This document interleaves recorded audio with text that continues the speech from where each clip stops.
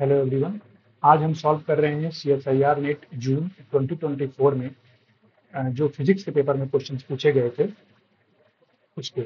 ये क्वेश्चन हमने लिया है। ये क्वेश्चन जो पूछा गया था वो बेसिकली क्वांटम मैकेनिक्स से पूछा गया था, डब्ल्यू के वी अप्रोक्सीमेशन से। ठीक है, डब्ल्यू के वी अप्रोक्सीमेशन में ये हमारे पास एनर्जी गिवन थी, एनर्जी एक्सप्रेशन गिवन था, और वहाँ पर एक फंक्शन था अल्फा और बीटा का, और उसी अल्फा और बीटा फंक्शन को हमें फाइंड करना था कि इसमें कौन सा हमारा करेक्ट ऑप्शन होगा। ठीक, हमारे पास हैमिल्टोनियन गिवन है और जो पोटेंशियल गिवन है वो दो तरीके से इसमें दिया गया है, एक्स लेस देन और इक्वल टू जीरो के लिए और एक्स ग्रेटर देन जीरो के लिए। इसका मतलब यहाँ से देखने को ये मिल रहा है कि पोटेंशियल कहीं पर भी इनफाइनाइट नहीं है। ठीक है, तो कोई यहाँ पर बाउंड्री नहीं है। ठीक है, बाउंड्री नहीं है, इसका मतलब कि हमको क्लासिकल टर्निंग पॉइंट यहाँ पर हमें फाइंड करना होगा। ठीक, तो दोनों ही रीजन के लिए अलग अलग पॉइंट्स हम फाइंड करेंगे। ठीक है, तो जो हैमिल्टोनियन होता है वही हमारा क्या हो जाएगा यहाँ पर टोटल एनर्जी।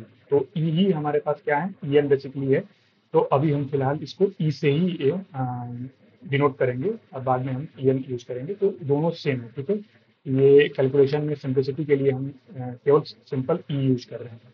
देन यहाँ पर हो जाएगा E is equal to P square upon two N, and then हमारे पास हो जाएगा ये वी एच। ठीक है, इसके करस्पॉन्डिंग दो वैल्यूज आएगी। पहली जो वैल्यू आएगी वो आ जाएगी हमारे पास P square divided by two M minus alpha X, किसके लिए X less than R equal to zero, और दूसरी जो वैल्यू आएगी वो आ जाएगी P square divided by two M plus beta X, किसके लिए एक्स ग्रेटर देन जीरो के लिए। ठीक है, ये दोनों वैल्यूज आ गई। अब हमें क्या करना है, अब हम यहाँ पर जो है यदि टर्निंग पॉइंट के लिए देखें तो इस रीजन के लिए अलग टर्निंग पॉइंट आएगा, इस रीजन के लिए अलग टर्निंग पॉइंट आएगा। तो टर्निंग पॉइंट के लिए क्या करना होता है, हमें यहाँ पर पी की वैल्यू को जीरो पुट करना होता है। ठीक है, टर्निंग पॉइंट का मतलब पी की वैल्यू जीरो, पी की वैल्यू जीरो का मतलब हो गया, मतलब वही काइनेटिक एनर्जी एक तरीके से जीरो। ठीक, तो पी की वैल्यू यदि हम जीरो कर रहे हैं, पी की वैल्यू जीरो कर रहे हैं, तो इसको यदि देखेंगे तो यहाँ पर दो टर्निंग पॉइंट आएगा। एक आएगा हमारे पास एक्स वन। ठीक है, बिकॉज इस टर्म में यदि हम p की वैल्यू को जीरो देखेंगे तो x1 की वैल्यू आ जाएगी माइनस ई, हाँ, ई डिवाइडेड बाई अल्फा। इसके लिए आ गया ये x less than R equal to zero. और x2 कितना आ जाएगा, x2 आ जाएगा हमारे पास, यहाँ पर फिर से हम p की वैल्यू को जीरो करेंगे तो हमारे पास आ जाएगा e अपॉन बीटा, और ये हो जाएगा x ग्रेटर देन जीरो। ठीक है, और ये देखने से साफ क्लियर है कि नेगेटिव एक्स एक्सिस पे ये कोई नेगेटिव पॉइंट से स्टार्ट हो रहा है और x पॉजिटिव एक्सिस पर ये कोई पॉजिटिव पॉइंट पर एंड हो रहा है। ठीक, तो हमें यहाँ पर टर्निंग पॉइंट्स मिल गए।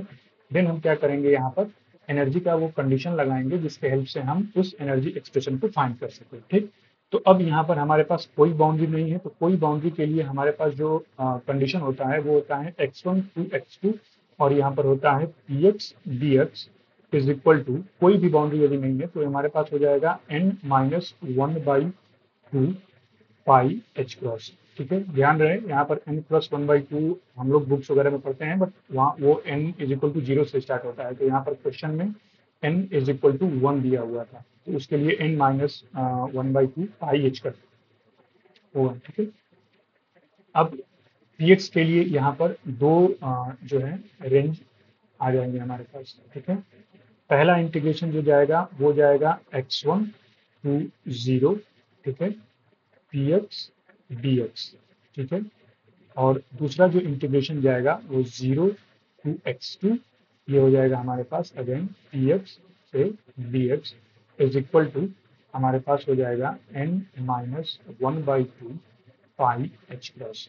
ठीक है, यहाँ पर n की वैल्यू है वन टू थ्री फोर। ठीक है, अब px का मतलब क्या हो गया, px का मतलब हो गया कि ये जो हमारे पास एक्सप्रेशन दिए गए हैं यहाँ से हम p की वैल्यू को कैलकुलेट कर सकते हैं फिर से।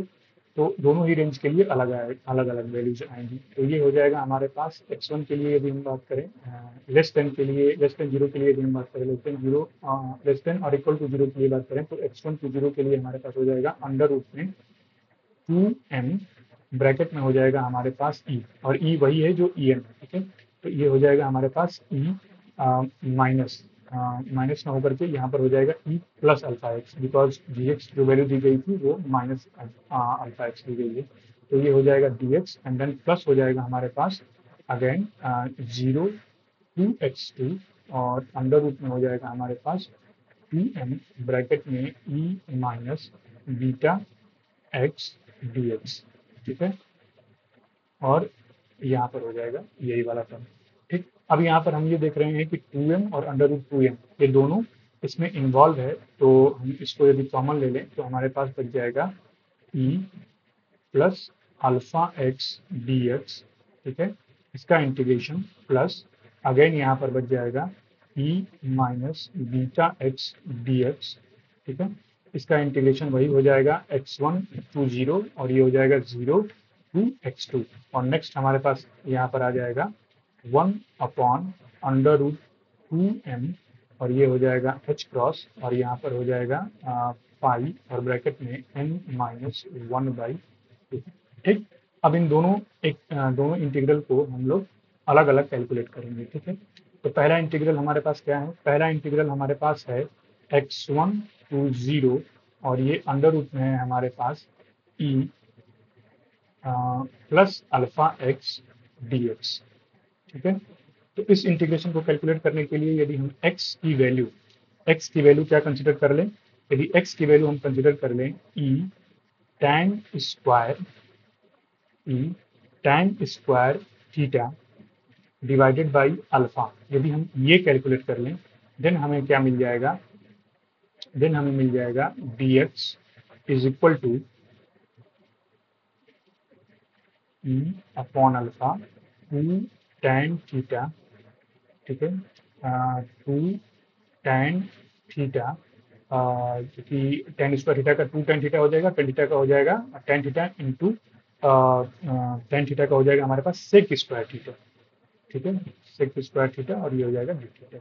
ठीक, तो ये dx की वैल्यू आ गई डी थीटा की। अब इसको यदि हम यहाँ पर पुट करेंगे देन हमारे पास हो जाएगा x1 टू 0 और ये जब वैल्यू हम पुट करेंगे तो हमारे पास अल्फा से अल्फा कैंसिल हो जाएगा x के टर्म में और e बचेगा, तो यानी कि यहाँ पर आ जाएगा हमारे पास अंडर रूट में e। ठीक, और हमारे पास यहाँ पर आ जाएगा 1 प्लस tan स्क्वायर थीटा। ठीक है, और ये बच रहा है हमारे पास 2 और e upon alpha tan theta और ये हो जाएगा हमारे पास sec square theta D theta. ठीक है, तो ये हो जाएगा e to the power e वही है जो el है। ठीक है, e to the power 3/2 and then इसके बाद हमारे पास हो जाएगा x1 टू 0 ये तो आएगा ही बाहर और अपॉन अल्फा भी आ जाएगा बाहर और 1 plus tan square theta is equal to sec square theta बाहर आ जाएगा, तो ये हो जाएगा हमारे पास सेक क्यूब थीटा और tan थीटा डी थीटा। ठीक है, अब यहाँ पर यदि हम इसको मान लें, यदि हम सेक थीटा को t मान लें तो हमारे पास sec theta into tan theta D theta की वैल्यू हो जाएगी डी टी। ठीक है, तो केवल हम इस इंटीग्रेशन को यदि सॉल्व करें देन हमारे पास हो जाएगा x1 से 0 सेक थीटा और tan थीटा डी थीटा को डी टी माना है, यानी कि यहाँ पर हो जाएगा हमारे पास सेक स्क्वायर थीटा बचेगा, तो हमारे पास ये जो टर्म आएगा वो आ जाएगा हमारे पास टी स्क्वायर। ठीक है, सेक स्क्वायर मतलब कि यहाँ पर हो जाएगा टी स्क्वायर और सेक tan थीटा डी थीटा की जगह पर हम लोग लिख सकते हैं डी टी, यानी कि ये आ जाएगा हमारे पास टी क्यूब बाई 3। ठीक है, ये हमारे पास क्या आ जाएगा टी क्यूब बाई 3। ठीक, अब सारी वैल्यूज को यदि हम यहाँ पर पुट करेंगे तो यानी कि टी क्यूब बाई 3 यानी कि हमारे पास हो जाएगा x1 टू 0 लिमिट। ठीक है, उसके बाद हम t की वैल्यू को पुट करेंगे जो कि सेक थीटा है। ठीक है, और सारी वैल्यूज को यदि हम पुट करते हैं देन हमारे पास मिलता है 2e to the power 3/2 divided by 3 alpha 1 plus X alpha upon E to the power 3/2। ठीक है, ये मिल गया हमें फर्स्ट इंटीग्रल में। ठीक है, ये मिल गया हमें फर्स्ट इंटीग्रल में और फिर इसके बाद हम यदि नेक्स्ट इंटीग्रल में जाएंगे सेम प्रोसेस अप्लाई करेंगे नेक्स्ट इंटीग्रल में जो हमारे पास सेकेंड इंटीग्रल था, तो उस इंटीग्रल में यदि हम इस सेकेंड प्रोसेस को अप्लाई कर रहे हैं देन उसके बाद हमें जो मिल रहा है वो मिल रहा है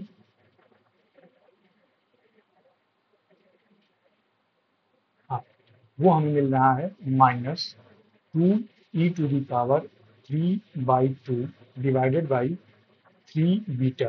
ठीक है, और देन उसके बाद हमें मिल रहा है -1।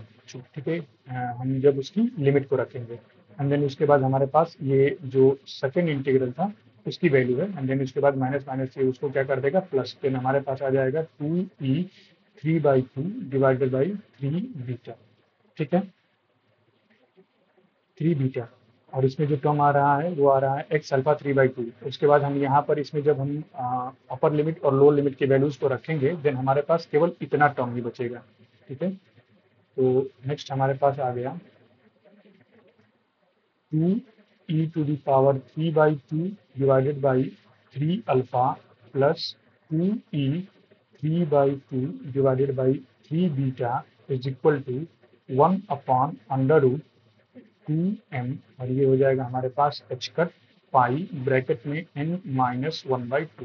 ठीक, तो यहाँ से यदि कॉमन लेंगे तो हमारे पास आ जाएगा e टू द पावर 3/2। ठीक है, और 2/3 यदि हम दोनों में कॉमन लेंगे तो इसको हम राइट साइड में लिख सकते हैं, लेकिन यहाँ पर पहले हम कॉमन लेंगे 1/अल्फा अपॉन 1/बीटा हो जाएगा। इसके बाद यहाँ पर बचेगा हमारे पास 3/2, 3/2 ये हो जाएगा हमारे पास h cut square divided by 2m। ठीक है, बिकॉज h कट है स्क्वायर रूट में जाएगा तो h कट स्क्वायर हो जाएगा, पाई हो जाएगा, और यहाँ पर हो जाएगा हमारे पास n माइनस 1/2। ठीक, और इसके बाद बचता है e टू पावर 3/2, और यही फंक्शन हमें इस साइड में दिया हुआ था, ये फंक्शन ही हमारे पास इस साइड में दिया हुआ था, ये जा करके उसके इन्वर्स में हो जाएगा। ठीक है, तो ये जा करके यदि उसके इन्वर्स में हो जाता है देन हमारे पास बचता है f alpha beta is equal to 1 upon 1 plus alpha plus 1 plus beta. ठीक है, तो हमारे पास आ जाता है alpha beta divided by alpha plus beta. तो ये जिस ऑप्शन में था वो हमारा करेक्ट ऑप्शन था। तो यहाँ पर यदि देखते हैं ये किस ऑप्शन में था, तो ये था हमारे पास सेकेंड ऑप्शन में। ठीक है, तो इसके लिए जो करेक्ट ऑप्शन था वो था सेकेंड। Thank you.